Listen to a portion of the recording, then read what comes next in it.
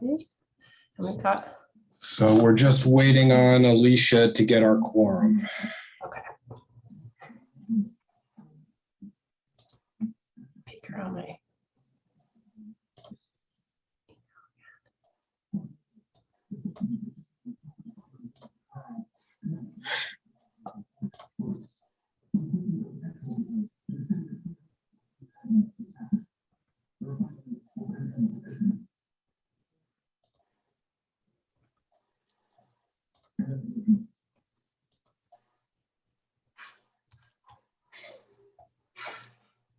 Brian, do you know whether Josh is still planning to participate, or did he just resign outright? No, he resigned. Okay. Okay, that's the right one.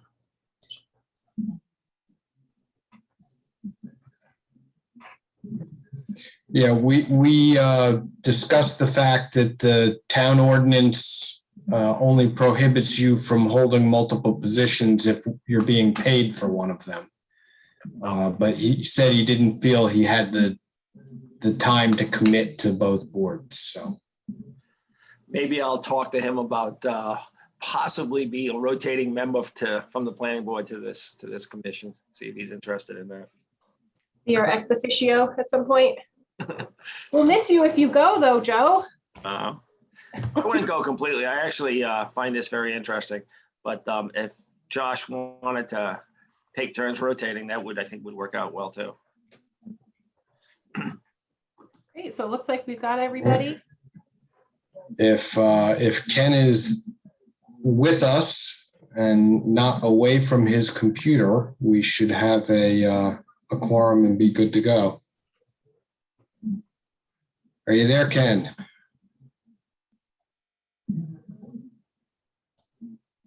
All right, so I think no. Yep, I'm here. Okay, he's here.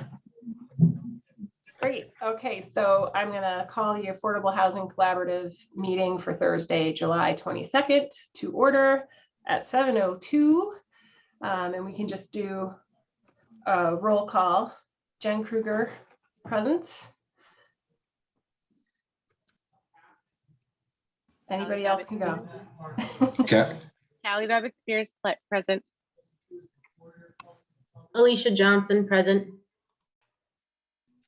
Kenny Burke, present. Joe Murphy, representative from the planning board, present. And Brian Wagner from the planning department. Great, thanks everybody for making the quorum tonight. So the first order of business is just to approve or discuss our draft minutes from May 27th. Did anybody have any feedback or corrections on those? I'll make a motion first. Motion to approve, Kenny? Yes. Okay, we have a second. Somebody want to second that? I'll second that. Okay, all in favor of approving the minutes? Aye. Like Aye. passes unanimously. Does not appear we have any members of the public, Brian, unless you've got someone waiting in the wings. There was one person on the attendee list, Mariana Zotos. If you want, Mariana, if you have questions or comments or anything you would like to raise before the board, you can do that now and raise your hand. If you're simply here to observe or listen in on one of the agenda items. Okay, so she's got her hand up, Jen. I'm going to go ahead and bring her in. Great.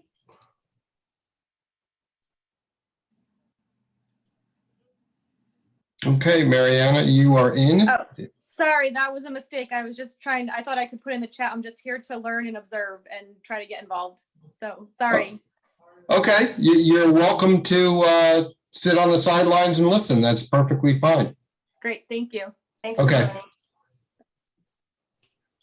joining. Okay, and then under correspondence, we had the resignation of Josh because he had gone to the planning board and I guess he had the option to do both, but decided planning would probably take up a fair amount of his time. So we're sad to see him go. glad he's on the planning board. So I guess we'll jump right in. I think we're trying to do this in an hour today. So our first order of business on old business is looking at the draft Affordable Housing Fund application and the draft scoring rubric. Brian, do you want to lead us through that? Maybe any changes that have been made since we last met? To be honest with you, I would be hard pressed at this point to identify the specific changes that were made. Okay. I did go through based on the comments from the last meeting and try and update and expand things. Again, if people think that there are pieces of information that we're not requesting that we should be requesting, or something that we're asking for that we don't need, more than willing to listen to comments. I mean, this is our creation, so it can be whatever we want it to be. Did anyone have comments on the application piece to start? Sorry, I'm clicking from the documents to the people. So Kenny, is your hand up? Yeah, I'm sorry. I can't do the virtual hand up. Right. Just a question. Because this is town funding and some projects may involve federal funding, should we have like Rhode Island Historical Preservation Heritage Commission listed as a potential approval?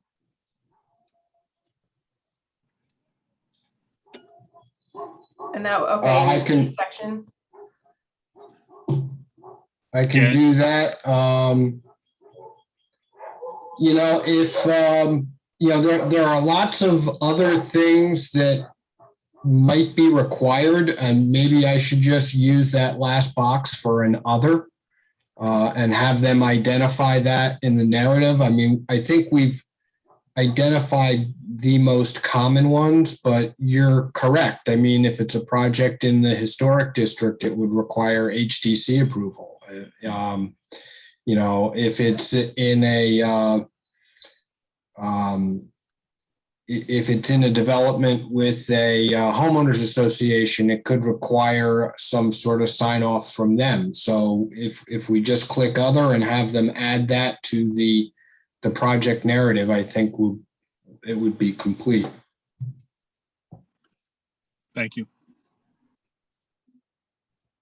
I think it might be valuable as well, just from my experience being in the non-for-profit space.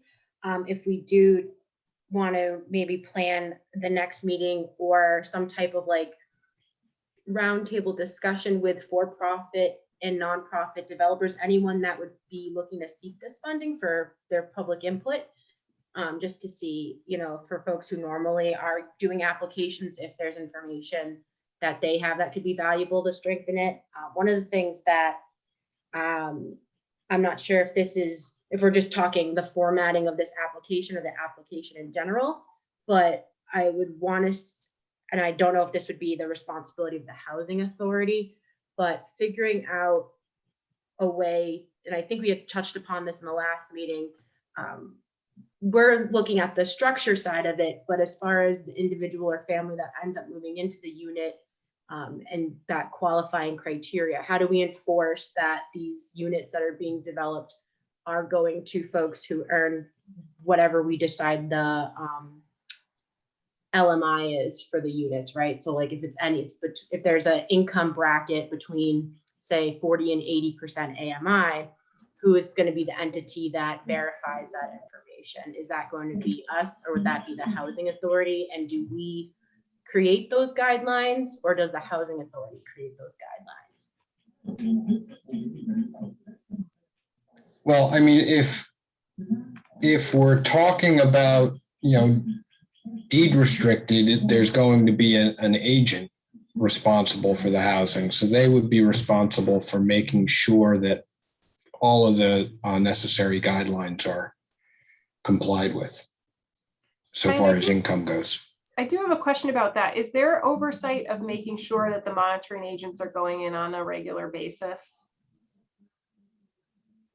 Like, I how does mean, that? you're watching the watchers. Yeah, well, yeah. Like, how do we know, like, are they invited in by the property owner? Does the property owner select the monitoring agent? And so I guess that, yeah, the question is there some risk there Well, for there being a the vacuum? monitoring agent is going to be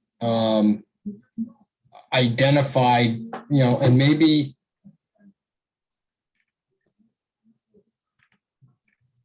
maybe that's something we should have right on the form, is an identification of the monitoring agent.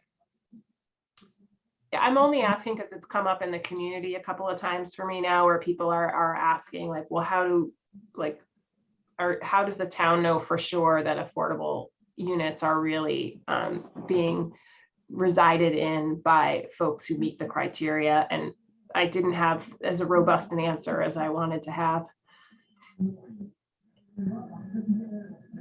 Yeah, some type of means testing, I think, would be helpful, meaning that, if someone has a pension, say, or an IRA that has income in it, do we, look at someone's assets, or are we just looking at income? And who would be in charge of that? Well, I mean, my understanding is that, the current tests look at income, not assets, which is one reason why a lot of retired people qualify for these affordable units, even though they may have substantial assets, because they don't have income.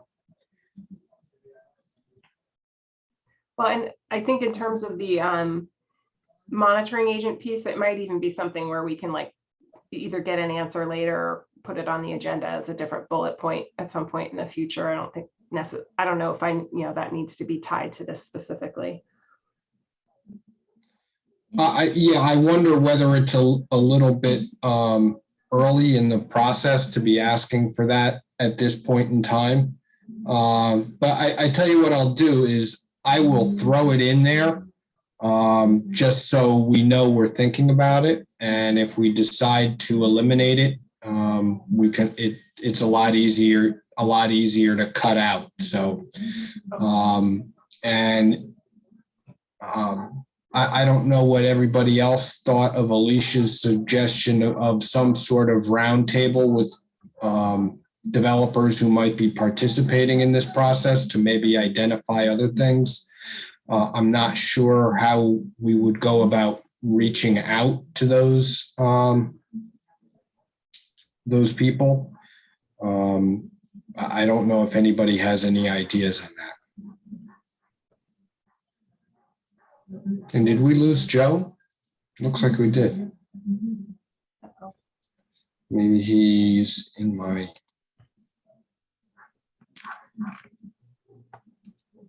Thank you Yeah. for that question, Alicia. That was a really good question, and definitely something to think about.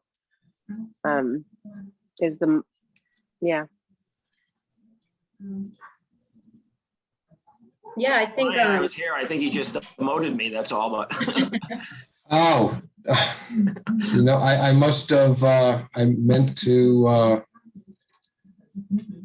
somehow got you instead of Marianne. I had meant to send her back. So.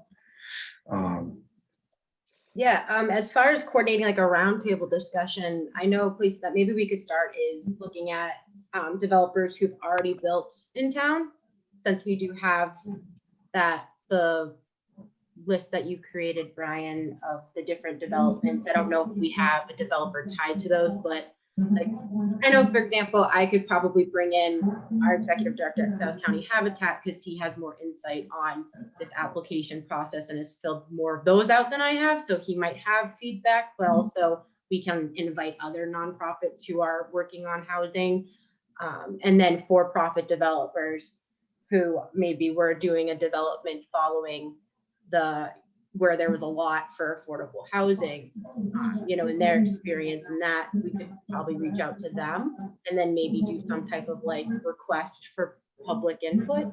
Well, I mean, certainly that's one purpose of these meetings, is for, the public to attend. It will be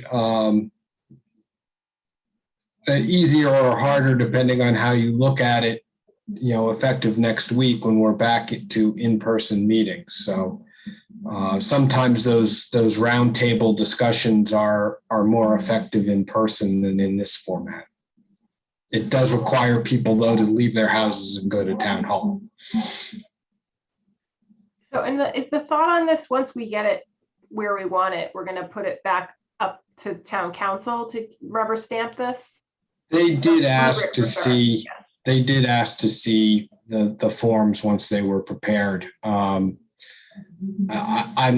was a little unclear as to whether they were asking to see them or to approve them. I'm going to assume the latter because if they ask to see them, they're undoubtedly going to have some comments and maybe some suggestions as well. That's my only thought, Alicia, in terms of process, is that I think I like the idea of getting some feedback from folks who might be applying for this, just to make sure that it makes sense to them, maybe, and that we can say we've at least checked in with, likely candidates, because that's also like soft marketing, that this is something we're working on and they should be thinking about. But if it's going to go back up to town council for a look-see too, I'm not sure we would want to heavily involve the public at large.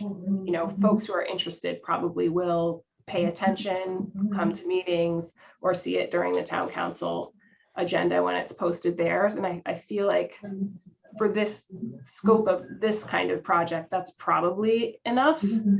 But that's just one opinion on the committee. So I don't know how other people feel about that.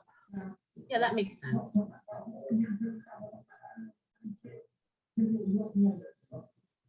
Any other thoughts on the document itself? I don't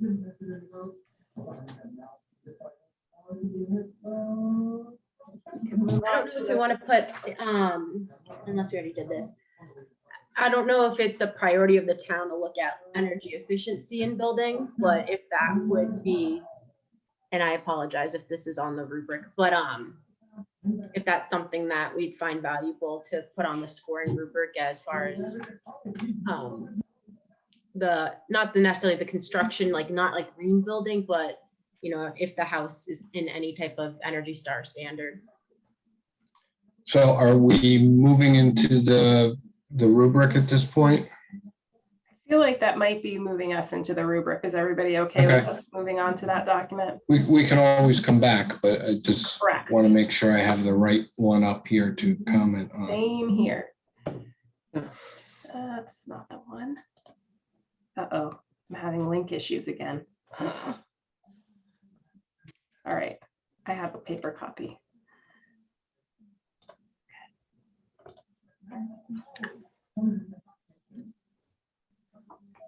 So we'll jump over to the rubric. Is it worth just going through each of the criteria, maybe, to see if people have comments on any of the particular criteria? Brian, are you able to screen share that one? Yeah, I can screen share that. Let's do that.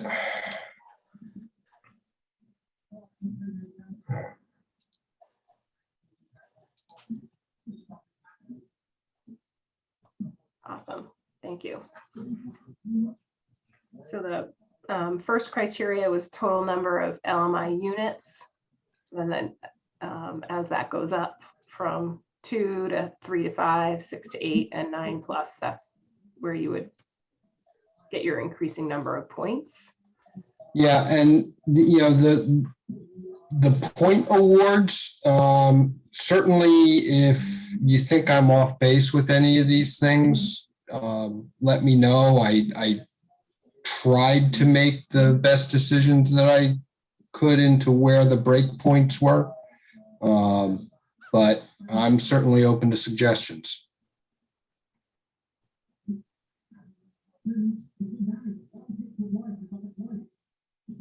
And then the next criteria was number of extra LMI units proposed. And then extra meaning units exceeding the legal requirements. So again, sort of going from meeting the requirements, 1 or 2, additional 3 or 4, 5+.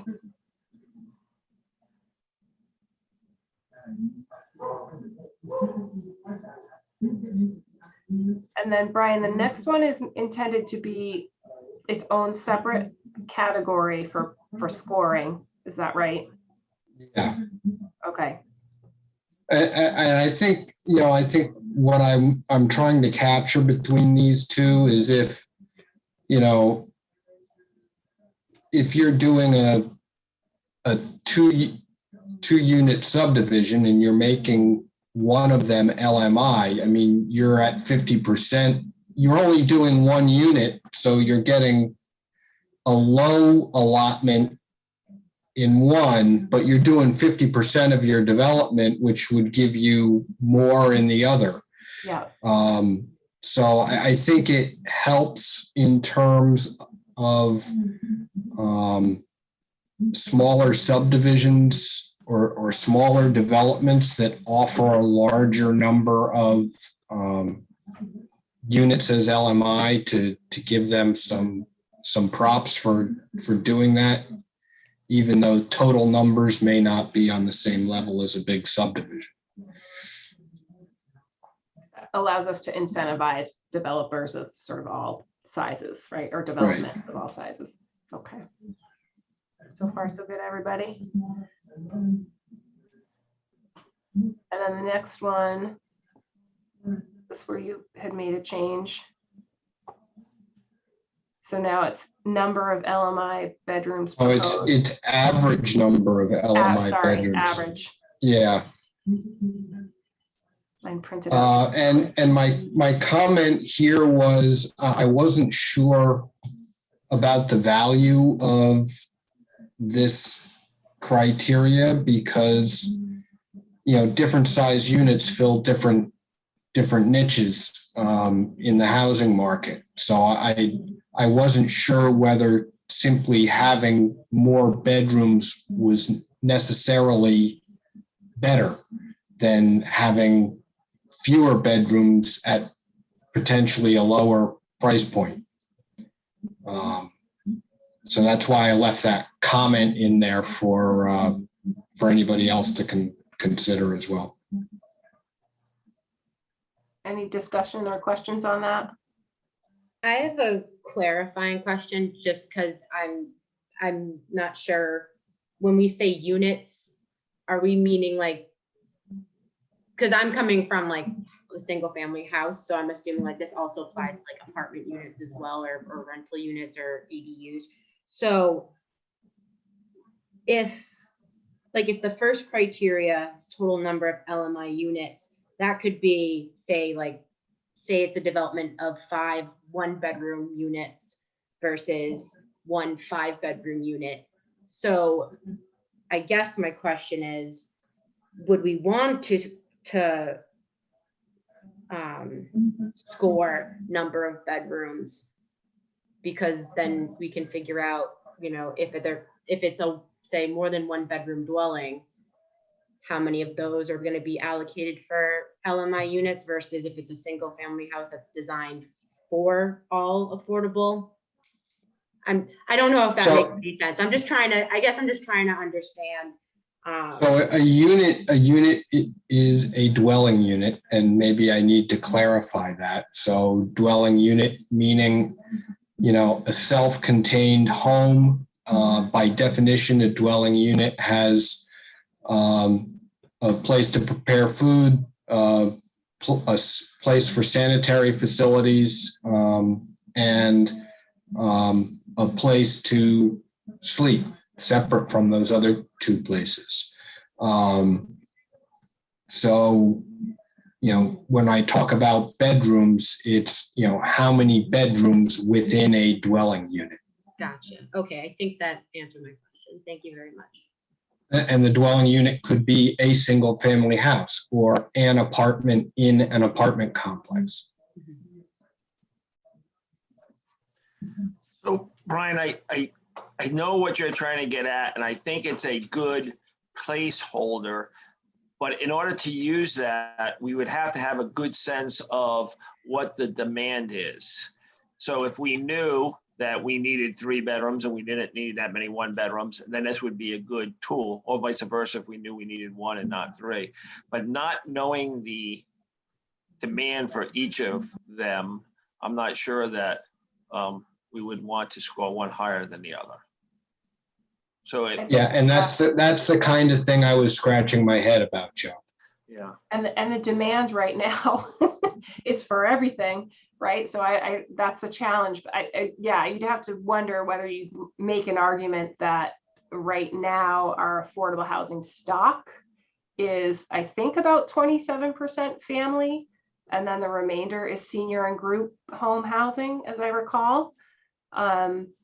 So that would potentially be an argument for having something like this in, if we as a committee wanted to incentivize more maybe family housing that would accommodate more families who had more than And I one go child. along, similar would be home ownership versus rental would probably also fit the same category.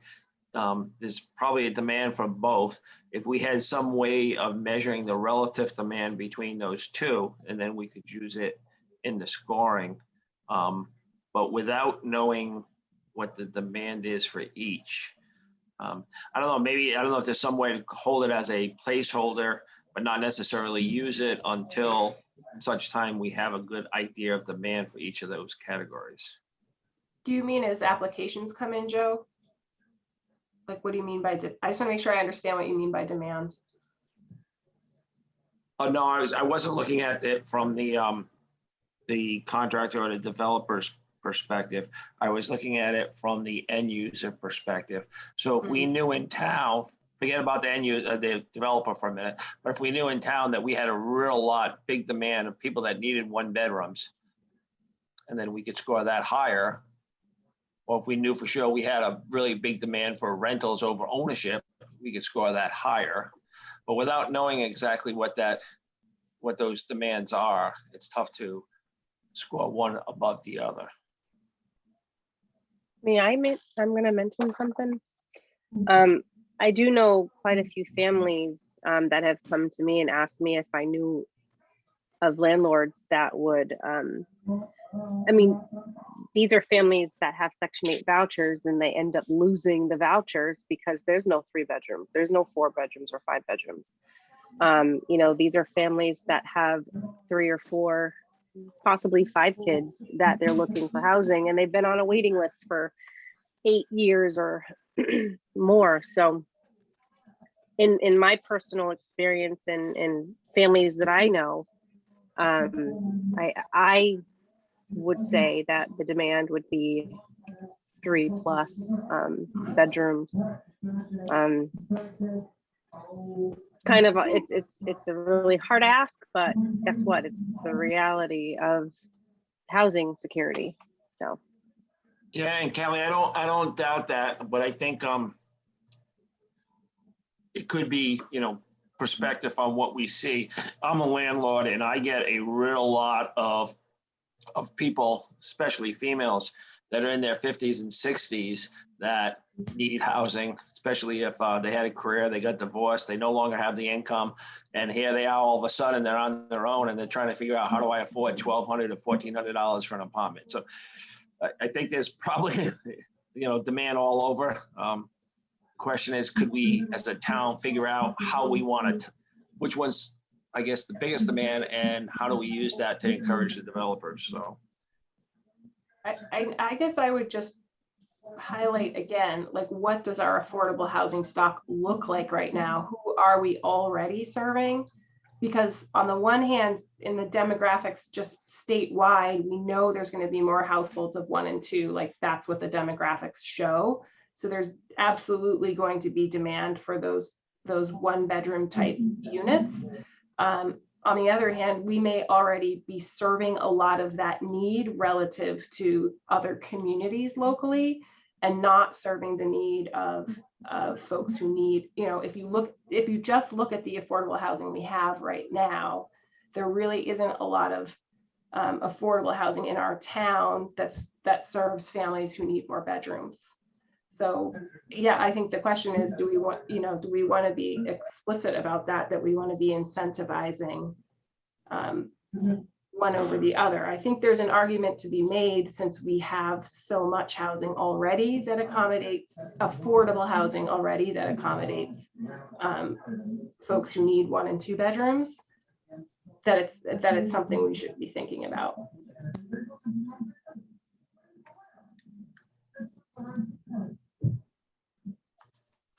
To echo Jen's comment, looking at the housing fact book from Housing Works Rhode Island, and just to confirm what she was saying, looks like based off of 2019 data, there's the 5.61% of year-round housing stock that's allocated for affordable housing. 56% of that is for what's identified as the elderly population, 26% family, and 17% special needs, for just a point of reference.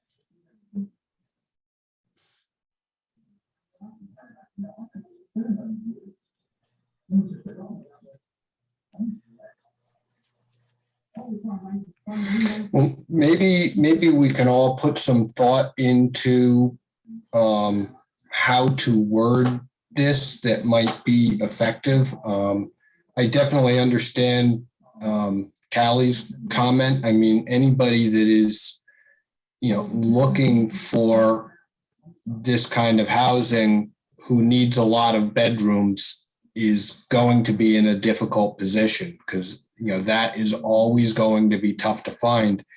At least in my experience, seeing these projects come through the planning department. Anytime somebody's creating deed restricted housing, it's usually a 2-bedroom unit, and if you're looking for 3 or 4, it's tough. But I think that we haven't exactly struck on the right way to phrase this question to tease out the information that we need.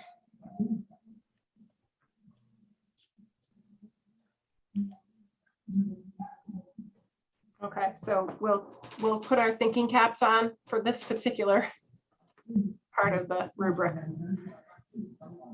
All right, consistency with the housing element of the SK comprehensive plan.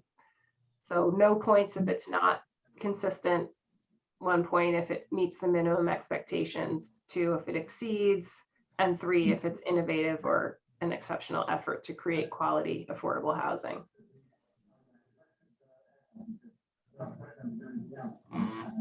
Any thoughts or comments on that? I think if for whomever's determining those different levels, it'd be good to have a definition of what we would consider innovative or exceptional versus, exceeds expectations. So is that outlined in the comprehensive plan, or is that just based on our own judgment? This is just me. Oh, okay. Well, like I said, I'm trying to do the best that I can, to frame this out, and massaging or polishing. That's why it's here tonight, is to see if anybody has a better idea on framing this. I usually try to start with, what's the low point and what's the high point, and then, try and find some shades of gray in the middle. So with this, the low point is easy. If you're not consistent with the comprehensive plan, you get nothing. And the high point, I think you have to be doing something special. And then we wind up with these 2 shades of gray, the one where you're doing what you need to do. You're doing a little bit more than you need to do, but it's not particularly special or innovative.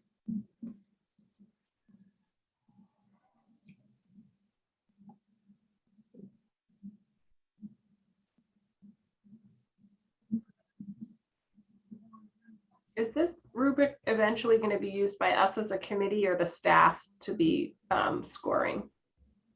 I don't know why. I think you could do it either way. You know, you could have staff do the initial run through and then you could vet it at the meeting when you vet the application and make any adjustments. Okay. Or you can have the staff just do it itself. All right. Thanks. This helps me when I'm thinking through things like definitions, like what Alicia's asking, like whether we would have opportunity to sort of discuss that potentially if we wanted to. I think ultimately the decision belongs to the committee. Whether or not you ask staff to put together a recommendation on scoring as part of staff review or staff report on the application, that's up to you. What I've done with other boards is, you know, when you get the application in, you circulate the application to all the board members with a blank rubric sheet, and you guys go through it individually before you show up to the meeting, and then talk your way through the form during the course of the meeting and come to agreement. Okay. Thanks. That's helpful. Okay. I'm going to keep us moving along if that's okay with everybody. So the next section is financial standing of the Affordable Housing Fund relative to the amount sought. So this is just an effort to try and look at how solvent the fund is at the time the application comes in.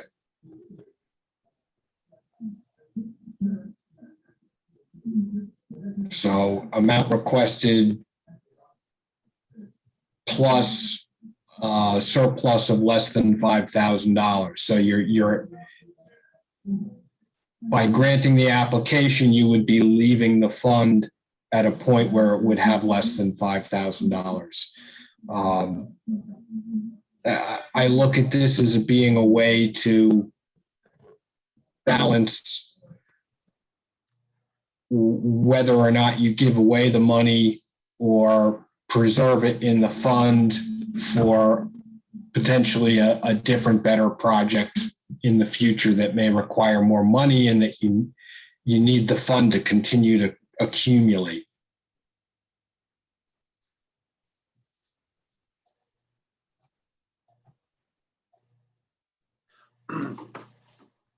We know at this point what is already in that fund, or we've just established it and then we will be putting. I think the last time we checked, there was about $10,000 in the fund. I think I need to get a better picture from Zach Saul in the finance department about the rate at which funds we can expect funds to accumulate here, so that we sort of have an idea of what that is. But the last time I talked to him, it was about $10,000. Thank you. Okay, and then developers' experience with LMI projects. So again, I was going to say, this one I kind of got mixed feelings about. I mean, I understand, future success is probably best measured by past success, but there's also a piece of me that says that we want to get as many involved as possible, and we want to bring in some of the players that maybe otherwise haven't done this in the past, or maybe otherwise wouldn't do this in the past. So, like I said, I kind of got mixed feelings for that reason.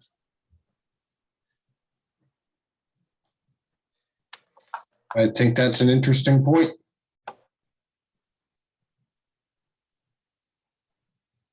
Could we reframe it maybe to like, would it be helpful for us to see like how many LMI projects they've done in the town and not just in general? Or do we not want to have that criteria, to Joe's point of allowing new opportunities for people who have not developed LMI units before, but I'm just wondering if we want to look at like how many they've already done in town as a way of measuring experience. I don't know. I mean, I can chime in. At the university, we regularly screen consultants. We occasionally screen contractors. We never want to be the guinea pig for any major development. I mean, I appreciate what Joe's trying to say, and maybe there's another way we can get there. But if you're going to try to assess somebody based on their experience with the specific type of projects we want, then you want to have this measurement. You don't want to be the guinea pig. But is there a big difference in developing an LMI unit versus being a developer? So if somebody's developed apartment building before, but didn't have any LMI units in it, is that much different than developing an apartment now where one or two is designated as an LMI unit? The LMI piece seems to be a little bit different than the whole project management and being able to successfully complete a development project. Then maybe the question should be developers' experience with the type of project in question. You know, I like that, I guess. I like that a little bit better. Yeah. because developing a 50 unit apartment complex is going to be different than building a subdivision of single family homes.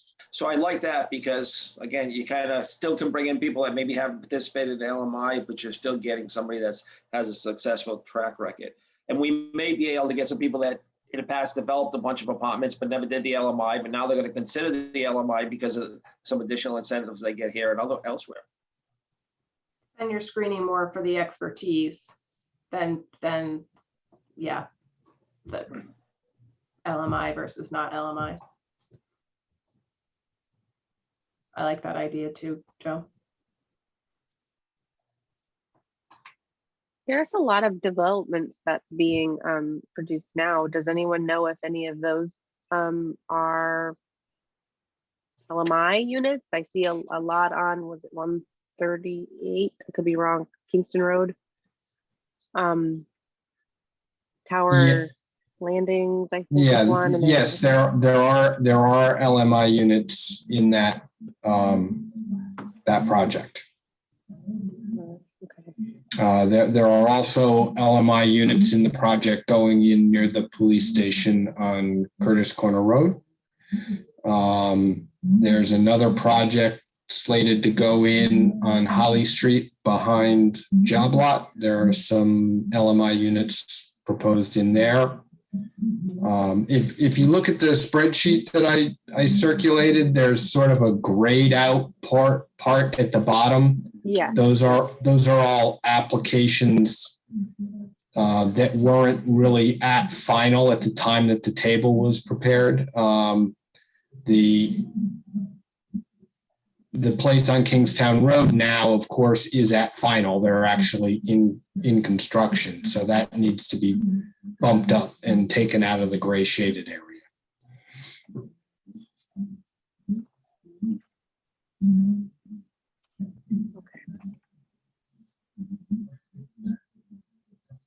Right, let's see.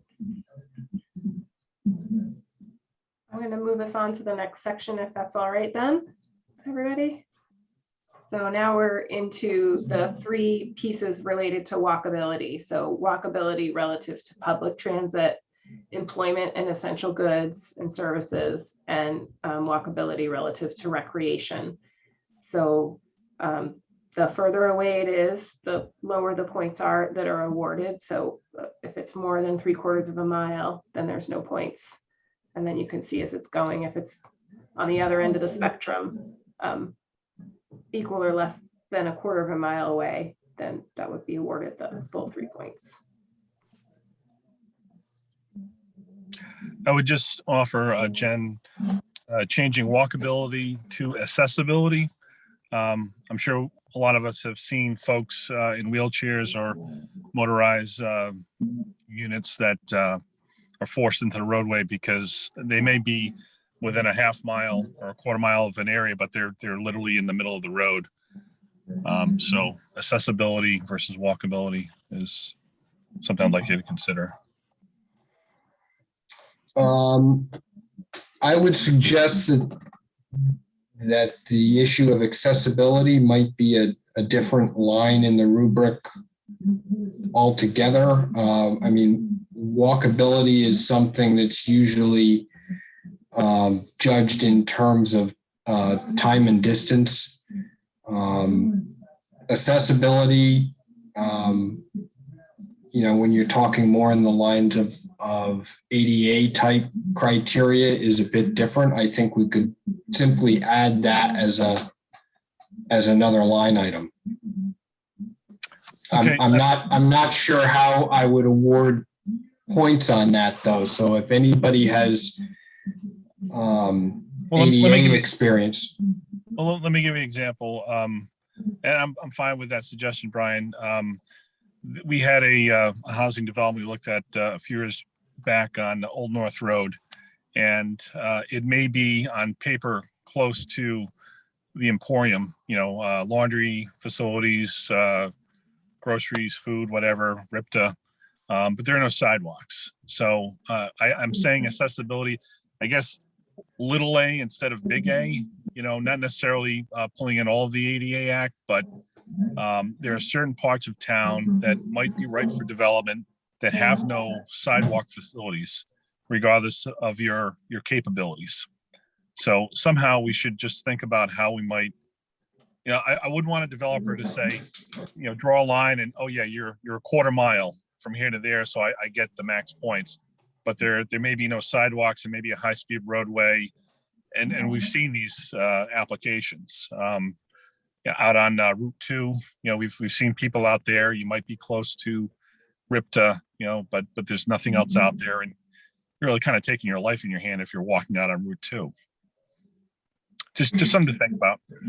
So is that maybe a consideration in how we define walkability? And maybe there's an asterisk that goes there that says that walkability is, defined by, safe pedestrian travel, not involving, being in a road right away, or, Yeah, I think to your point, it goes less, or it trends away from a quantitative analysis to a qualitative analysis. It's really saying you could be a quarter of a mile away, but is it a high-speed roadway?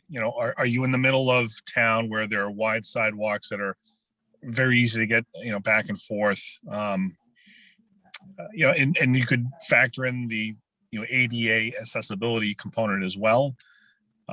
It might be a little bit trickier for the developer to kind of understand these issues. So if you have a little asterisk and maybe an explanation of what we're trying to get at, the developer should be able to, fill out the application and understand what we're trying to do. And again, I'll mention that specific development off of Old North Road. That went through the full SHAB appeal process. We as a group said, what, this is great, but you need sidewalks. And the developer bucked it and said, no way, we're not going to do it. And, we ultimately lost. So. Well, you lost the sidewalks, but you didn't lose the case at SHAB.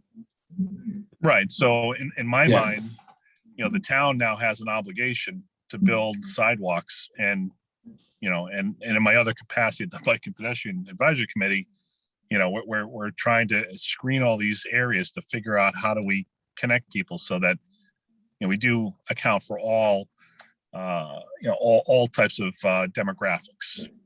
Not everybody has a car, so we've got to figure out how to get people from point A to point B. Yep, great point. And also bus line is important too, especially when you're walking with children.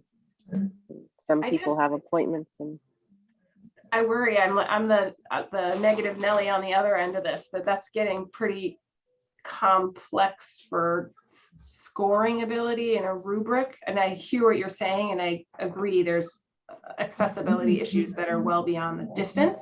I feel like this section is really much more talking about the distance relative to these things. On North Road, I also wonder, like, how far is that actually from the bus stop? It probably wouldn't have gotten the quarter mile from where the bus stop is, that particular development. But it would be a really hard place to get around as a pedestrian if you had any mobility issues at all. So I totally hear what you're saying there, Kenny, but it seems like that's going to make this fairly complex. I don't know. I mean, it becomes a little bit more like, I don't know, that's for an Olympics analogy, less like track and more like figure skating. So I'm not sure. I feel I have some hesitation there.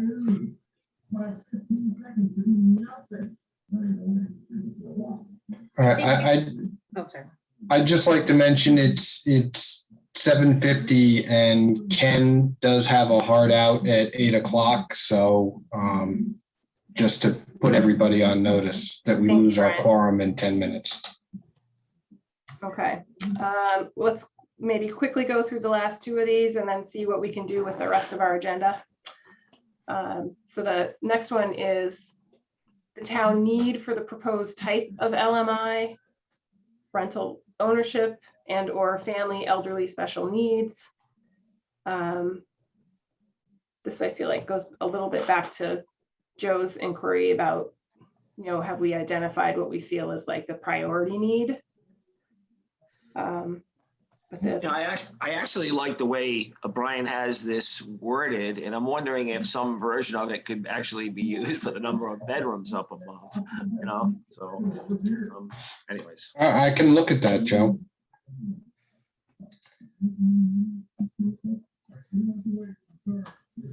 So if we knew for sure that we didn't need any 2 bedrooms because we're getting them for inclusionary zoning, that would score a little lower. And if we knew for sure that, we had a high demand for 1 bedrooms, and for some reason we had something that said we absolutely, the most critical thing right now is 3 bedrooms, and then we could use that. I think I can come up with something for that, Joe. Yeah, okay. Just a thought, but good, thank you.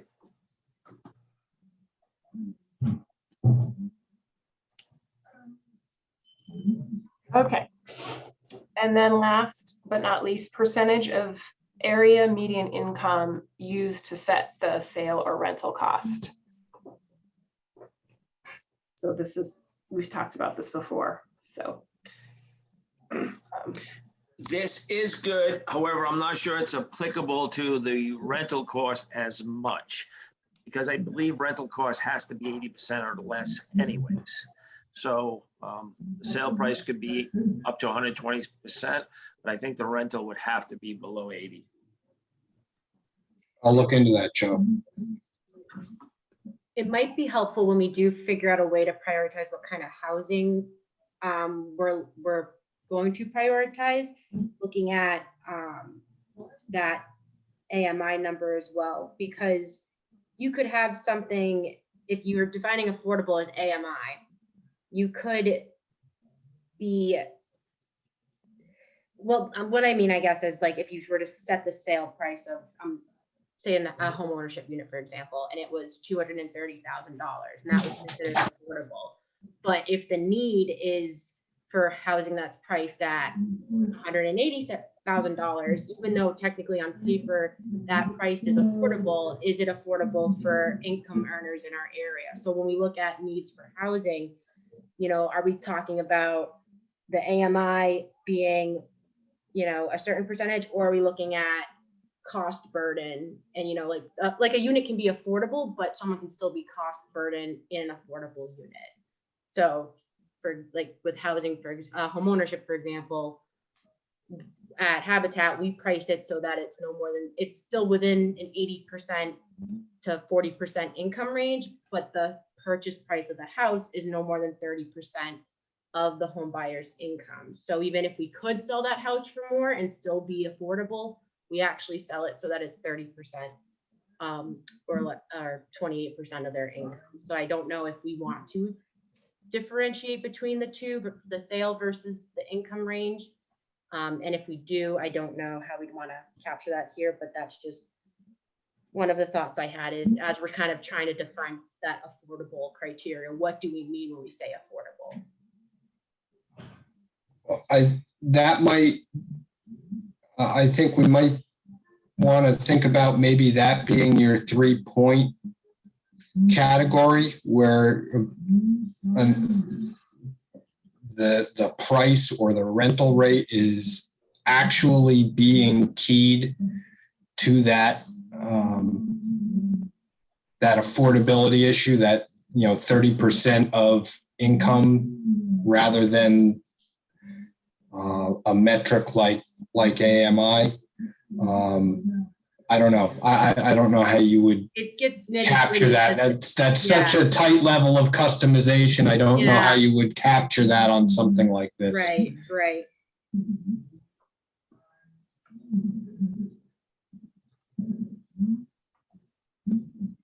Can't see everybody's face right now because I had to pull up the agenda, but I'm going to suggest that maybe we're going to have to table B and C, because we're wrapping up in 5 minutes or so, and maybe just touch quickly on new business. Is that okay with everybody? That's good. I think, Brian, you just have to look at that last one on ownership versus the rental, and may have to break it into two separate, since the ownership rental can't be higher than 80% anyways.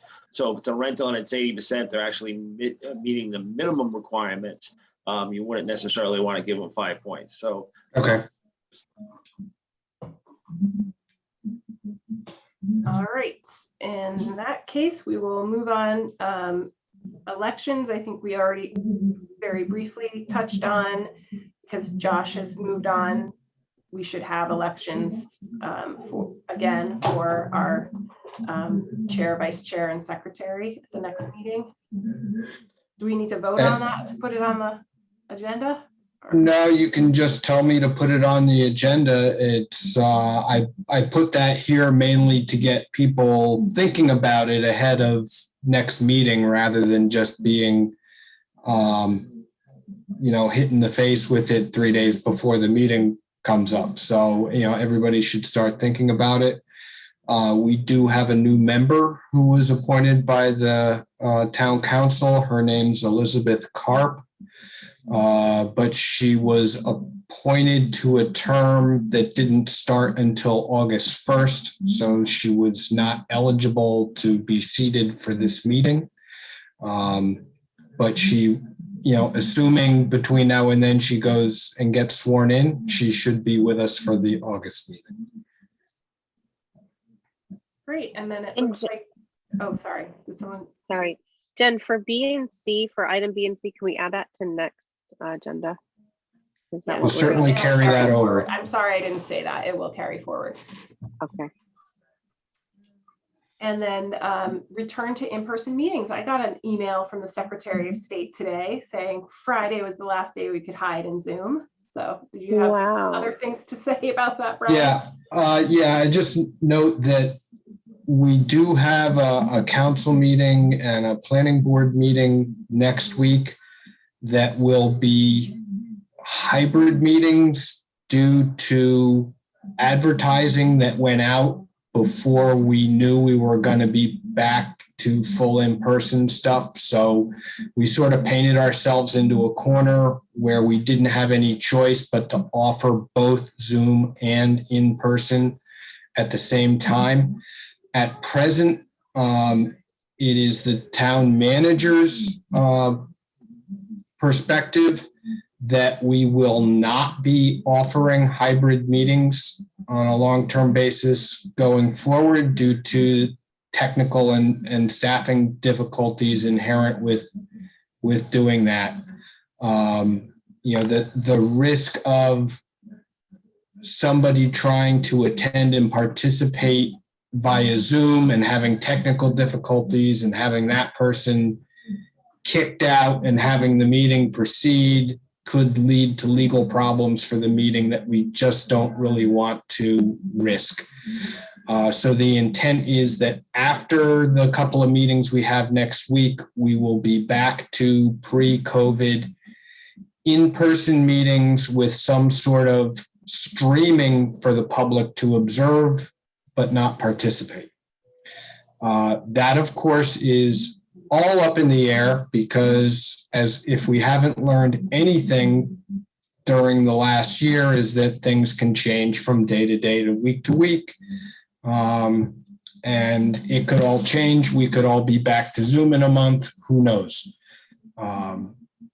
This is going to be an issue for a substantial discussion at the town council meeting on Monday. And the town council could decide to go in a different direction. So we'll know more on the 26th. And for those of you who've only been with us during Zoom era, we meet in the same room as the town council there's a table there. So we'll be on the second floor of the. Unless there's a conflict, in which case we meet in the conference room off to the side. So the adjacent little room. Yeah. yeah, I have this issue right now with our next EDC meeting, which is also on a Thursday night, but the town council has decided to have a special meeting, which means everybody else gets punted out of council chambers and into the adjacent conference room. Okay. Anything else from the planning department before we let Kenny go? I don't. I know we have. I know Kenny has to get out of here. So. Okay, so we can wait till next month. Nothing pressing. Okay. And as normal, if anybody has things that they want added to the agenda, simply email myself and Christian, who is the acting chair, and it's almost every time it'll get put on the agenda, but we do have to manage the agenda and the length of the meetings. So we do need to vet things as they come in. Okay. So I'm going to suggest that we get a motion to adjourn the meeting. I'm listening. Everyone? A motion? Alicia made a motion to adjourn the meeting.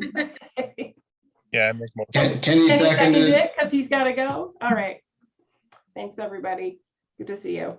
Thank you. Okay.